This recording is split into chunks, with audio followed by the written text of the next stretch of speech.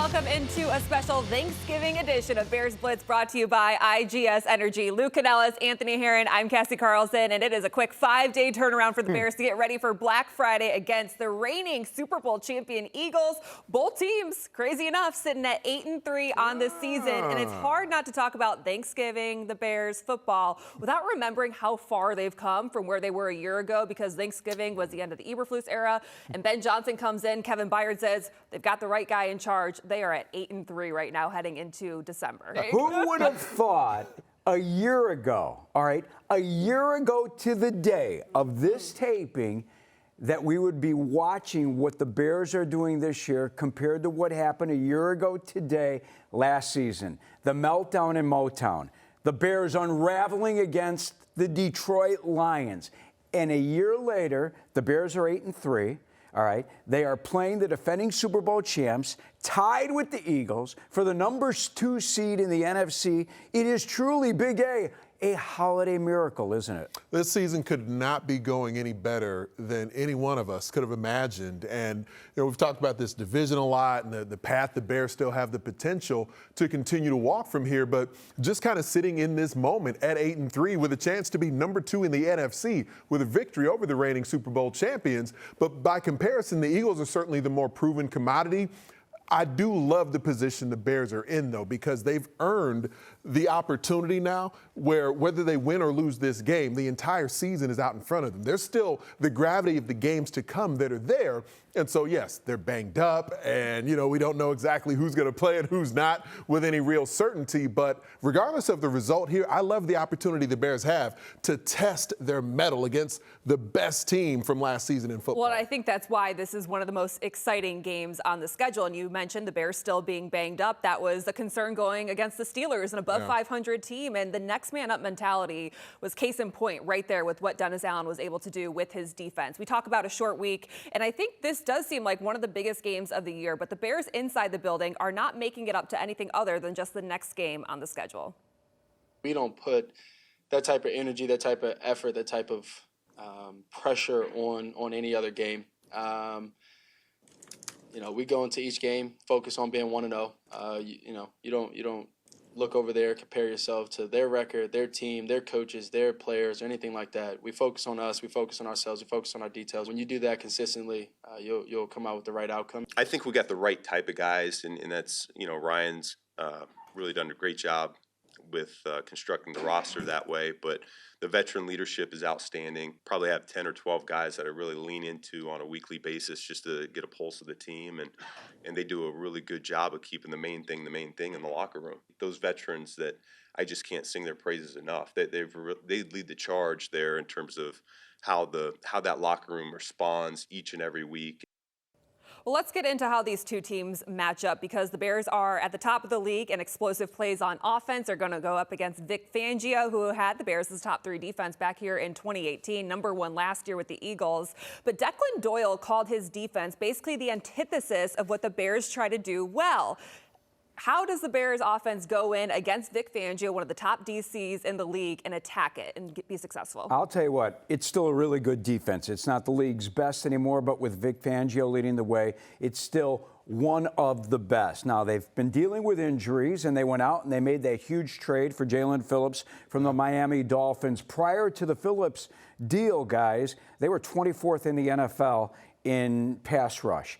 They're much better today. Just ask Jordan Love, who had a miserable day and was sacked, if I'm not mistaken, 8 times against the Eagles back in Week 10, Week 11. They've got some issues injury-wise in their secondary. They're going to get, Sidney Brown, who had really a good career over at the University of Illinois. He'll probably move into the starting lineup in this football game. It's still a really good defense. Bears offense will be tested. And when you think back to the last game, where there was a point in that game where the Bears called 18 pass plays in a row. We've never seen Ben Johnson do that before, and I'm not sure we'll see him do it again this week against the Eagles. But to have some balance and to have the faith in your young quarterback to operate the offense in that way was really striking to me, because the edge rush for the Steelers, that was certainly worthy of concern. And yes, TJ Watt got home that one time in the backed up end zone that led to a Steelers touchdown. But overall, pass protection was sound. And what to me was as striking as anything, I really feel like Caleb Williams consistently got the ball out of his hand on time, in rhythm. Accuracy was certainly still worthy of concern. But I do feel like that was a key sign for the Bears, because now it feels like the playbook is as open as we've seen it throughout the entire season, with both the run game and the pass game, from a stationary pocket and getting the quarterback on the move. And that's what you got to do against a Vic Fangio defense, Cass. You can't sort of try and attack him in one way, because then he learns how to thread that needle and point out your weaknesses. Well, they didn't really run the ball much either against the Steelers, and it wasn't super successful on the ground with just 99 rushing yards. And I imagine you want to pound the rock a little bit more when you go to Philly. DeAndre Swift didn't have his best game, and Ben Johnson said he still believes in him being able to get that job done. Play action has been working in Caleb Williams' favor, and it's something that he was not familiar with being under center coming into this season. But why is it working with what he's doing now, and how has Ben Johnson been able to get him comfortable in that scenario? I think he feels more comfortable running the offense. His feet, his eyes downfield are far more comfortable. He's taking advantage of throwing the football, most important, in the middle of the field. And this is true for the Ben Johnson offense. Yards after catch. That's where those yards take place, in the middle of the football field. Not on the ends, not on the sidelines. And I love the way that the Bears' red zone offense is starting to show some progress. And they're going to face a defense that's really good in the red zone in their own right.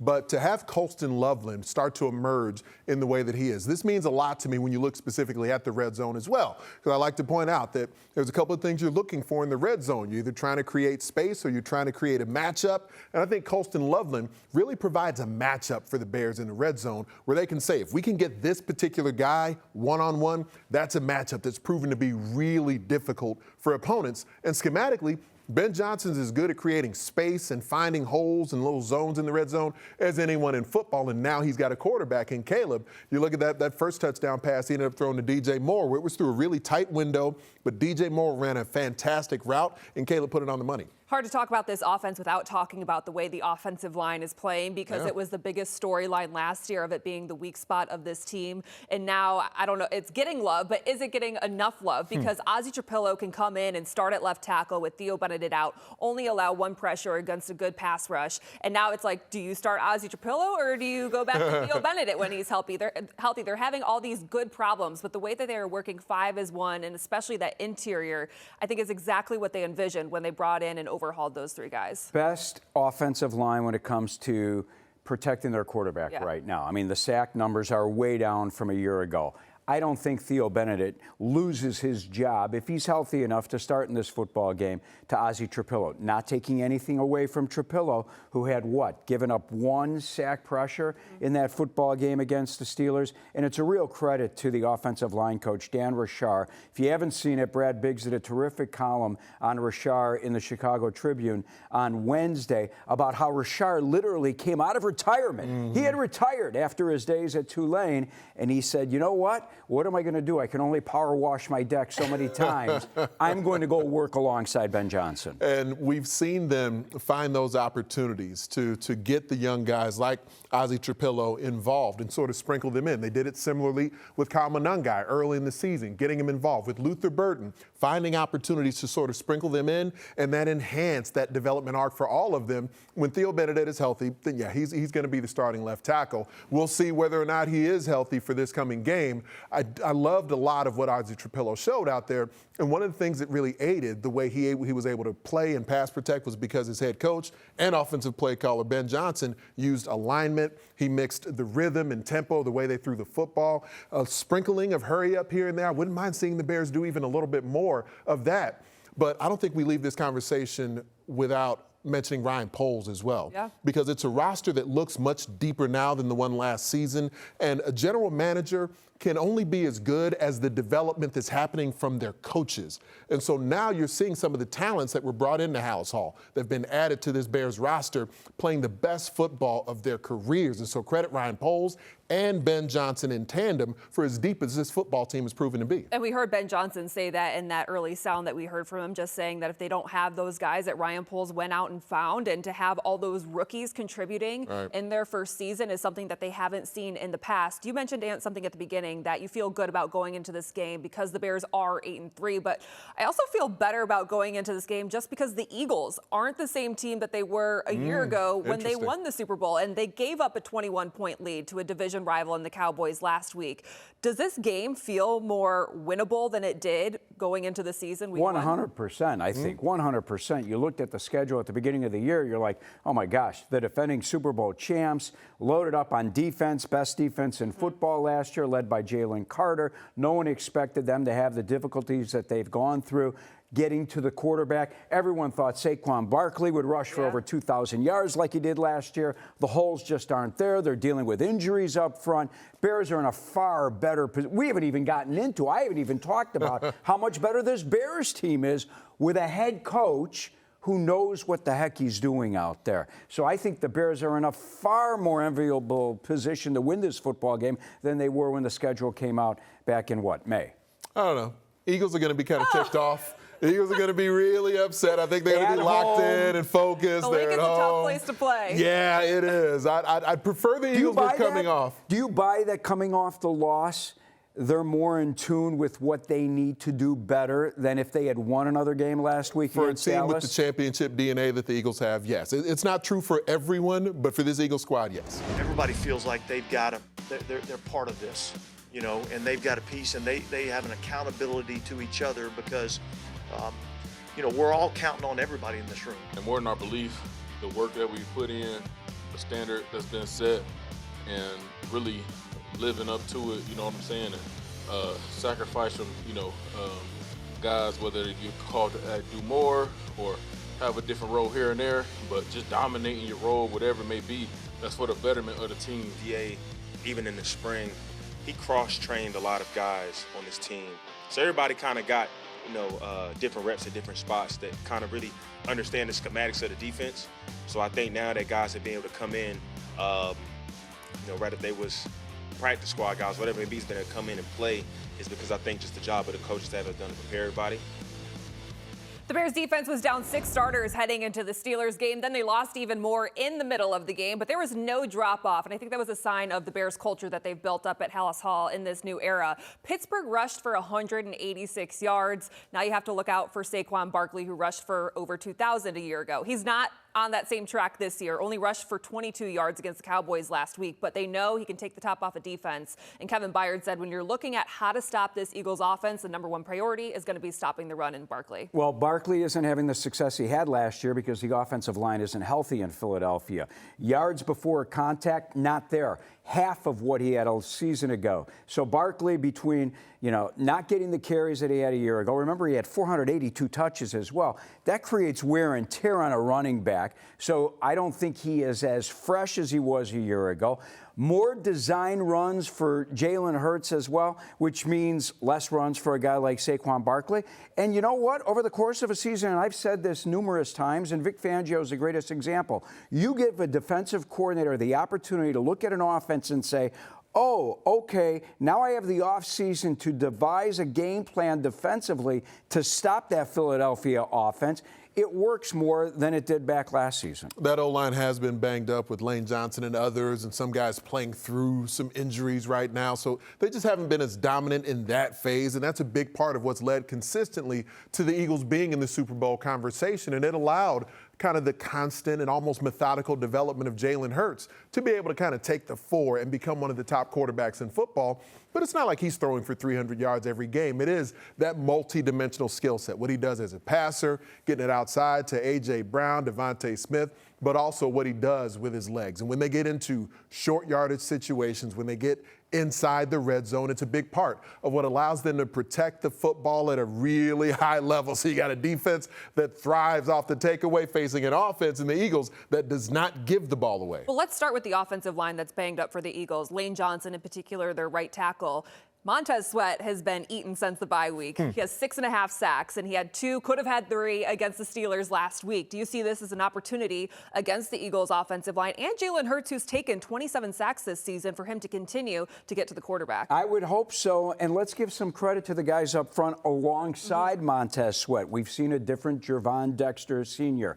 Also, Grady Jarrett, now healthy, making things happen out there. Defensive coordinator Dennis Allen, even though he's dealing with a whole bunch of new faces in his secondary, feeling confident to throw guys out there and send a Brisker on the blitz at the end of a football game on such a crucial play. I think all those factors together have made Montez Sweat really one of the top defensive ends in football over the last 6 games. We saw D.A. dial down the blitz a bit last week, quite a bit against Pittsburgh. And you wonder, with a veteran and a playmaking quarterback like Jalen Hurts for the opponent and an experienced offensive lineman, how do they go about that? Does he try to dial some pressure back up? And one of the things that Montez Sweat really capitalized on was matching up one-on-one with some tight ends. And as they got the sense that the Steelers weren't that really interested in running the football, he loosened his alignment up a little bit and really got to the edge of blockers more frequently. That allowed his pass rush to really get enhanced. Good run stopper, too, as well, Yeah. Montez Sweat. The tush push, you either love it if you're the Eagles or you hate it if you're pretty much everyone else. The Bears got a little taste of it against the Steelers and got burned once and then stopped it the other time. How do you stop it? Dennis Allen says they have a plan. Are you worried that they don't potentially? Or well, I what? think Dennis Allen's plan was great. Don't put yourself in that position where they can use the tush push. And I'll say this. Use what happened last week to the Steelers. Use that to your benefit. You learn through your mistakes where you failed last week against the Steelers in that big run that Pittsburgh pulled off with the tush push.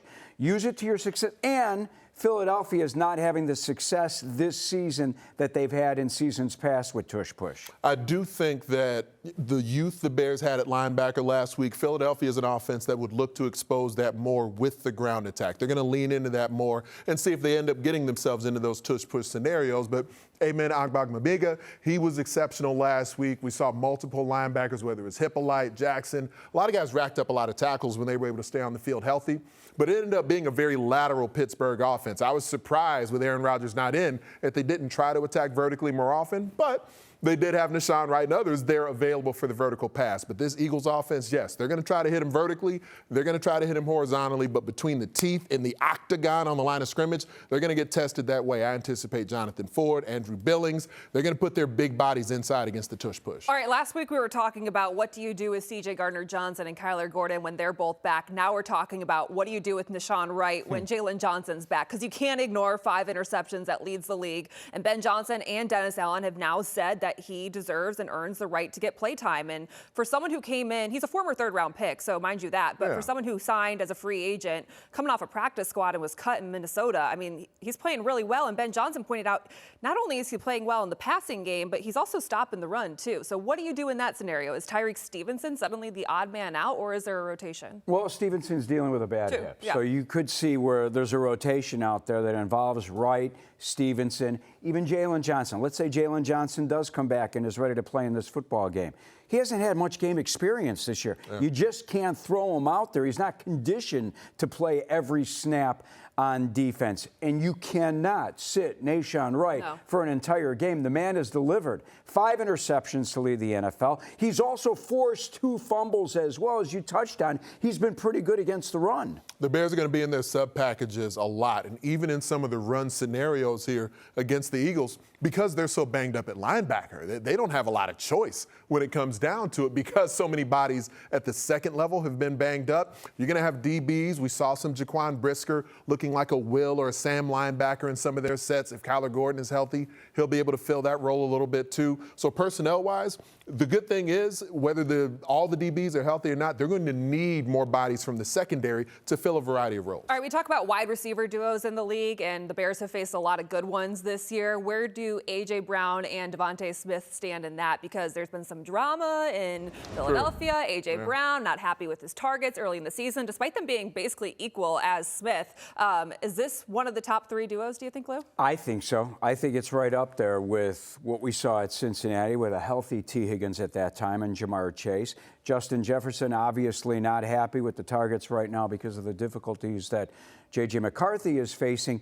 this duo of Devontae Smith and A.J. Brown, right up there with the two I just mentioned.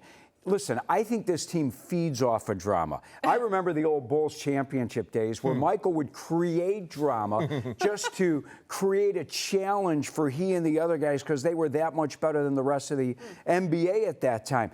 Regarding the Eagles, he should be upset. Devontae Smith has more targets than A.J. Brown. By three. I don't think it should be close. I mean, A.J. Brown is a specimen, man. He is a monster target out there for Jalen Hurts. He should be getting the football. He should have over 80 targets. My worry is this guy has eaten Bears secondary alive in his 2 meetings against the Bears in the past, back in 2020 when he was with the Titans, and then in 2022 with the Eagles. I'd put them in the top 5. I'd say Cincinnati's duo is better, Minnesota's duo is better, Dallas's duo is better, and then you get beyond that, I think they're in that discussion after you get past that top 3. I'd say top 5, but I certainly wouldn't put them in the top couple. Welcome back. It's time for a key matchup presented by Blue Moon. 2 years ago, the Bears had the chance to draft Jalen Carter, but they didn't have the right locker room culture to do so back in 2023. So the Eagles took him 9th overall.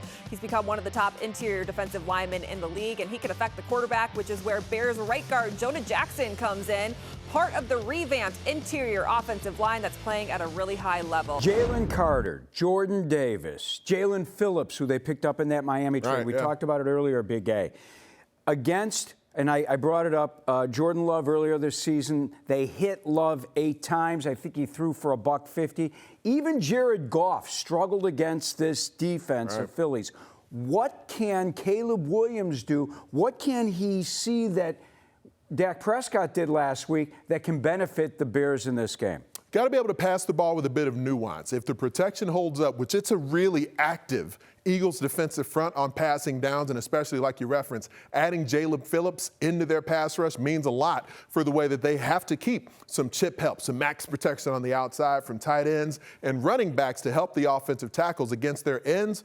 But on the inside is where Caleb has to be as comfy, like he used to talk about during his rookie season. If they keep that nice cup to the pocket, on the inside, he can be as comfy as he hopes to be. Your player to watch is brought to you by IGS Energy. Big Ant, who are you going with? I'm going Colston Loveland. I love the way he's been starting to operate in this offense. He's really shown what he can do as a blocker, but in the red zone, especially as a pass receiver. It's one of the reasons, since I'm going to be in New Orleans this weekend anyway for the Bayou Classic. It's like a rivalry week kind of vibe. Watch out for Colston Loveland against Cooper DeJean, one of their slot defenders for the Eagles. All right, a former Big Ten matchup right there. And the Bears were a perfect 3 for 3 in the red zone last week. That's it for this week's edition of Bears Blitz. Hope everyone had a great Thanksgiving. Make sure to come back for a full day of Black Friday football coverage right here on Fox, starting with Bears Game Day live at noon. That brings you all the way up to kickoff between the Bears and Eagles right here on Fox, and then post-game coverage after the game. We'll see you then.